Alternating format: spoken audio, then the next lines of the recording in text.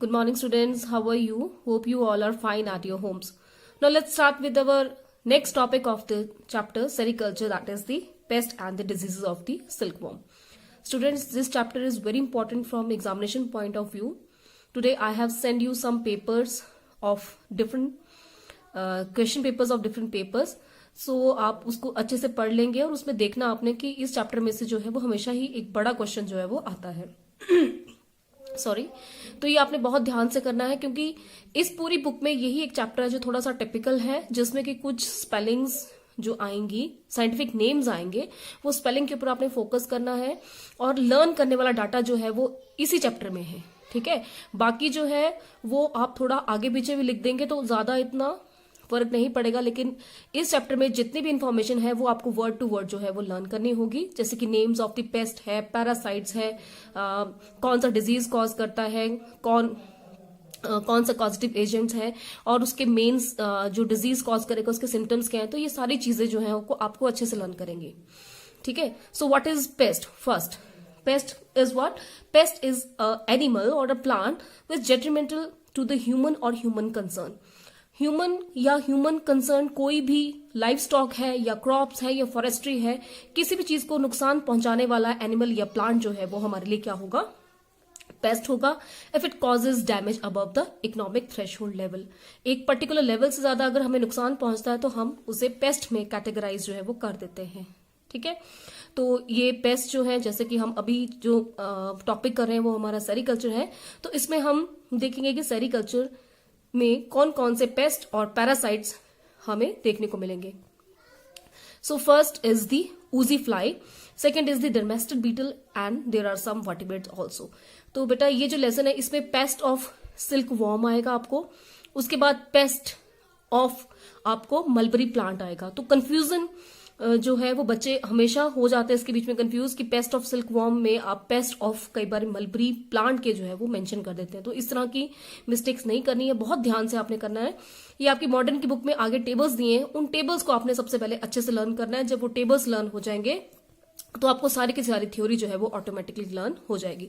So first pest is the oozy fly and its scientific name is Exorista sorbilens. So because it is a fly, you all know that all the flies they belong to the order Diptera. जैसे आपकी house fly Diptera order को belong करती है, it also belong to Diptera and the family is Tachinidae. तो ये कुछ typical terms है जो आपको लर्न करनी पड़ेंगे अच्छे से, क्योंकि ये क्वेश्चन हमेशा ही हमें आता है.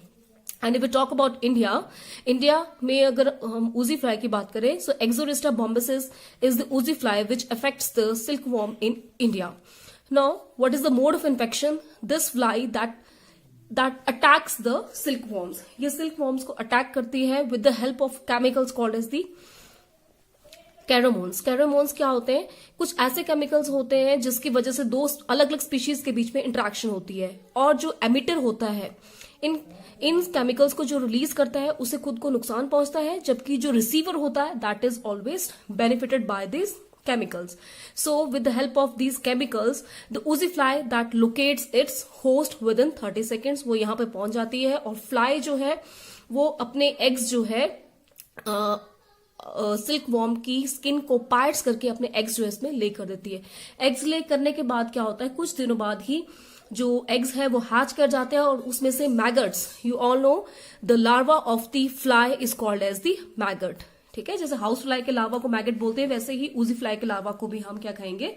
मैगट ही कहेंगे. सो द मैगट्स जो रिलीज होंगे they will effect all the body organs of the silk worm except the silk glands. ठीक है. वो सारे के सारे ऑर्गन्स को इफेक्ट करेंगे और काफी ज्यादा डैमेज जो है वो क्रॉप को मिलता है. Approximately 10 to 15% of damage is cause to the crop.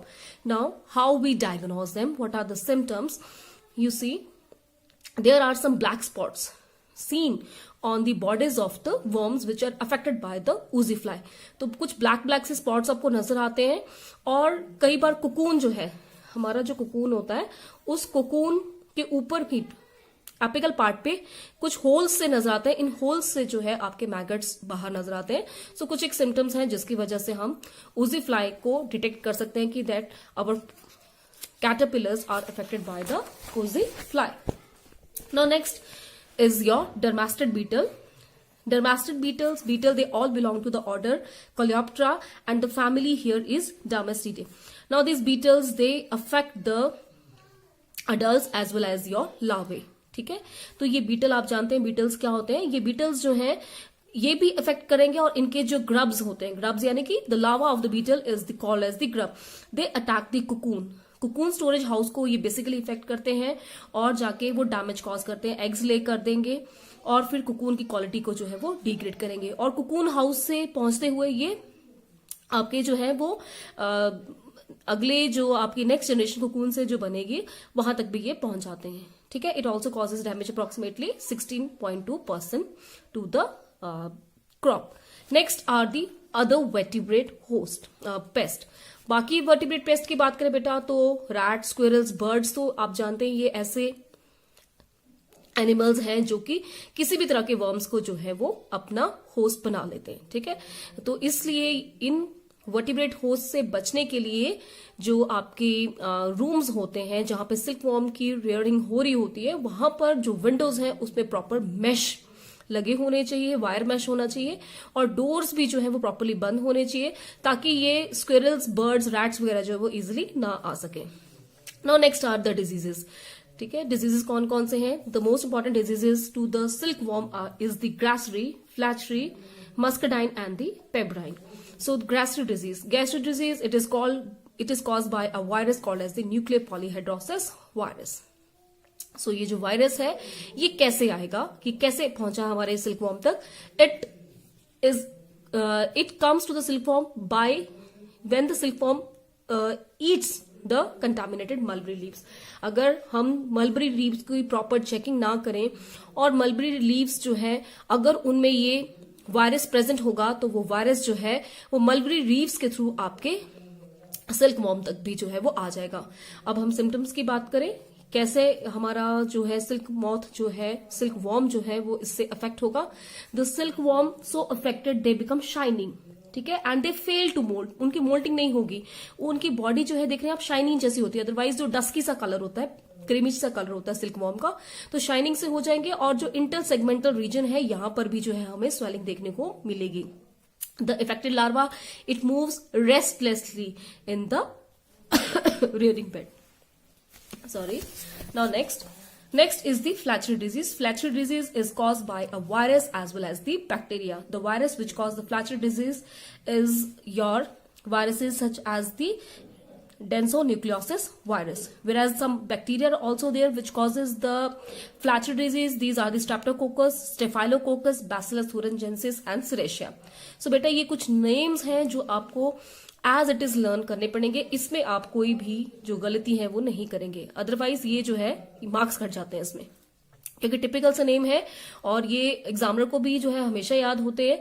तो आप ये सोचेंगे पता नहीं चलेगा तो आप वो मिस्टेक हो जाएगी आपसे. ठीक है, तो प्रॉपर्ली इसको लर्न करना है और इसको अच्छे से आपने टेबुलर फॉर्म में रिप्रेजेंट करना है बाद में. Next is your What are the different symptoms? अगर हम symptoms की बात करें बेटा तो larva that become soft, flaccid, they vomit out their gut juices, and the most important the rectal protrusion. ये आप देख रहे हैं डायग्राम में भी दिखाया हमें कि जो रेक्टल एरिया है वहां पे प्रोट्रूजन ही जो है नजर आती है. So this protrusion is specific to the disease called as the which is caused by these pathogens, that is the bacteria and virus, and the disease is the Flachery disease. Now these viruses, जो ये virus और bacteria इसको affect करेंगे, ये इसकी जो है बड़ी फाउल सी स्मेल आती है. ठीक है, डेथ के बाद जब इनकी बड़ी फाउल सी स्मेल आएगी तो उससे भी हमें जो है इससे डिटेक्ट कर सकते हैं. Now the next disease is the muscadine disease. This muscadine disease is caused by the Beauveria descenia and it is also called as the white muscadine. ठीक है, तो ये भी कैसे सॉरी ये भी जो है कैसे डिजीज आपके सिल्क वॉर्म तक पहुंचा. It again reaches by the contaminated leaves. Contaminated leaves होंगे या आपके जो इक्विपमेंट आप यूज करते हैं अगर वो कंटामिनेटेड होंगे तो आपके जो लार्वा है वो भी इस डिजीज से जल्दी से इफेक्टेड हो जाएंगे. एक और ये बात बता रहा हूं मैं भूल गई कि जो फ्लैचरी डिजीज है, ये फ्लैचरी डिजीज भी कंटामिनेटेड लीव से ही पहुंचता है. तो अब तक आपको ये समझ आ गया होगा कि हमें जो फीड देनी है, यानी कि जिन लीव्स से हमने अपने सिल्क वॉर्म को फीड करना है वो भी हमें प्रॉपरली चेक करने हैं। अगर लीव्स अफेक्टेड होंगे तो उन्हें खाने वाले वॉर्म्स भी इफेक्टेड होंगे और हमारी जो क्रॉप है अल्टीमेटली उसको भी इफेक्ट होगा। Now what are the different symptoms of the muscardine disease? Due to this disease the larva they lose their appetite, they become inactive, ठीक है, और वो भी अपने जो गट कंटेंट्स है उसको वॉमिट आउट करते हैं। एंड द वेरी इंपॉर्टेंट, इसको हम व्हाइट मस्करडाइन भी कहते हैं। वाई? बिकॉज जब हमारा सिल्क मॉथ जो है उसकी डेथ हो जाती है, डेथ के बाद वो ममीफाइड सा हो जाते हैं, देख रहे हैं आप, this is cause by a fungus. तो फंगस जो है उसकी माइसीलियम ग्रोथ की वजह से ये व्हाइटिश सा आपको नजर आएगा।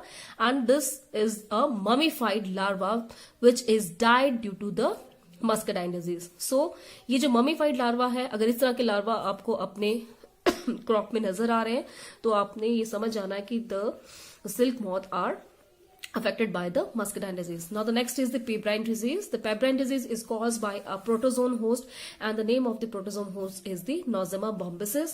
This is the diagram given in your book showing the diagram of the Nosema bombycis. Now Nosema bombycis is, ये कैसे पहुंचता है? This is ये जो है आपका एक जनरेशन से दूसरे जनरेशन है, यानी कि इसकी जो ट्रांसमिशन है that is hereditary transmission. Hereditary transmission means कि अगर एक जनरेशन अफेक्टेड है तो दूसरी जनरेशन में ये डिजीज जो है वो पहुंचने के चांसेस जो है वो ज्यादा हो जाते हैं। Affected mother will lay the eggs which will have the nosema in it, ठीक है, और नोजेमा जो है वो बहुत हार्मफुल है। It kills the 100% of the silk worms hatched after the infected eggs. Right? Now what are the different symptoms? When the silkworm they get affected by the pebrine disease, they show irregular hatching of the eggs. Eggs की जो regular particular period होता है उसमें hatching नहीं होती, आगे भी जो hatching होती है। लार्वा का साइज भी जो है वो भी irregular हो जाएगा, स्किन wrinkled हो जाएगी, and black pepper like spots appear on the body. ये देख रहे हैं आप, ये आपको लार्वा दिखाया गया, इसके ऊपर black से spots नजर आ रहे हैं। So these black spots they show the presence of the this protozoan host, that is the Nosema bombycis. Sorry. Now next is your table which shows the pest of the mulberry trees. तो बेटा ये ध्यान रखना कि कई बार हमसे पूछा होता है कि give the pest of the mulberry plant, तो हम क्या करते हैं, हम सारे के सारे पेस्ट उठा के लिख देते हैं जो हमारे सिल्क वर्म के होते हैं, और हमारा सारा का सारा क्वेश्चन गलत हो जाता है और 0 नंबर मिलता है। तो इस चीज का ध्यान रखना है हमने कि जो चीज पूछी जाती है वही आपने आंसर करना है। ध्यान से देखा करें क्वेश्चन, आपकी क्वेश्चन में क्या पूछा है। नाउ मलबरी ट्रीज, अभी हमने देखा कि अगर हमारे मलबरी ट्रीज भी अगर अफेक्टेड हो तो वो डिजीज जो है वो इजिली ट्रांसमिट हो जाता है आपके जो सिल्क मॉथ्स हैं, ठीक है। तो हमें मलबरी प्लांट को भी जो हमारा जो क्रॉप है उसे भी हमें ध्यान से देखना होता है। So many disease and many pest are also concern with the mulberry trees. So first coming to the pest of the mulberry trees, first is the pink mealy bug. ये इसके सारे डैमेज के दिए कि डैमेज कैसे होता है, उसकी बंची टॉप्स जो है वो चेंज हो जाती है, लीव्स के अपेयरेंस चेंज हो जाती है, वो डार्क ग्रीन कलर के हो जाते हैं, रिंकल्स से उसके जो है वो लीव्स हो जाते हैं, शॉर्ट इंटरनोडल डिस्टेंसेस रहता है, और ये इसके कंट्रोल मेजर्स दिए हैं। तो बेटा ये आपने पूरे एज इट इज लर्न करना है, ये टेबल ऑफ फॉर्म में लर्न करना है। Next is the papaya, mealybug and the thrips, white flies are also there and jassids, and the last is your scale insect. So both the nymphs and the adults of the scale insect they take the sap of the plant. तो जब paste की जो बहुत ज्यादा quantity अगर आपके plants के ऊपर हो जाएगी तो वो प्लांट की quality as well as quantity को जो है इफेक्ट करेंगे। तो ये सारे के सारे आपने जो है वो लर्न करने हैं। और नेक्स्ट पेज पे जो है वो इनके डायग्राम्स दिए गए। These are the diagrams of the different pests of the mulberry plant. This is the diagram of the pink mealybug. These are the thrips, these are the jassids and these are the white fly. ये white fly तो बहुत common है, आपने देखा होगा घरों में भी, सिट्रस प्लांट के ऊपर हमें बहुत ज्यादा ये कई बार देखने को मिलता है। Next are the diseases which are concerned with the mulberry trees. Diseases are like leaf spot. Leaf spot is a fungal disease which is caused by the Cercospora moricola. और इसके क्या सिम्टम्स हैं और इसके कंट्रोल मेजर्स ये आपने learn करने। Next is the leaf rust, this is again a fungal disease. Next is your powdery mildew again a fungal disease. Most of the diseases are called by the fungus. ठीक है, जैसे एक आपका ये आ गया बैक्टीरियल लीफ ब्लाइट, तो this is called by a bacteria called as the pseudomonas और द ज़ैंथोमोनास. उसके बाद आ गया आपका root knot. Root knot is caused bye a nematode called as the Meloidogyne. और इसकी सिम्टम्स की बात करें तो इसके सिम्टम्स हैं येलोइंग ऑफ द लीव्स, और ये इसके सारे के सारे आगे control measure that we can use the neem oil cakes near the root so that the nematodes आपने पढ़े हैं फर्स्ट ईयर में, नेमाटोड्स जो है वो इससे दूर भाग जाते हैं. ऐसे ही नेक्स्ट आपका रूट नॉट है. It is again caused by the Rhizoctonia which is a fungus. तो this tables that shows the different diseases of the mulberry plant. Now ये जो है ये आपका जो हमने ऊजी फ्लाई पहले पढ़ा उसी का टेबुलर फॉर्म में दिया है. उसके नेक्स्ट पेज पे आपको जो है आपका डर्मास्टिड बीटल्स, जो भी हमने पहले डिजीजेस पढ़े या हमने जो भी डिजीजेस पढ़े, या ये आ गया आपका डिजीज का टेबल और ये आ गया आपका पेस्ट का टेबल. तो इसमें पूरा टेबुलर फॉर्म में दिया है. तो बेटा जब हमने ये लेसन पढ़ना है, जब हम इसको याद करेंगे तो पहले हम टेबल ये बनाएंगे. ठीक है, सो आप ही इस चैप्टर की असाइनमेंट भी रहेगी कि आपने सारे के सारे टेबल्स जो है अपनी असाइनमेंट कॉपी में नोट करने हैं और अच्छे से इसको लर्न करना है. So that's all for today and this chapter also comes to an end. इतना ही आपका चैप्टर है, ये इसका डाटा आपने अच्छे से लर्न करना है. ठीक है, so that's all for today. Thank you.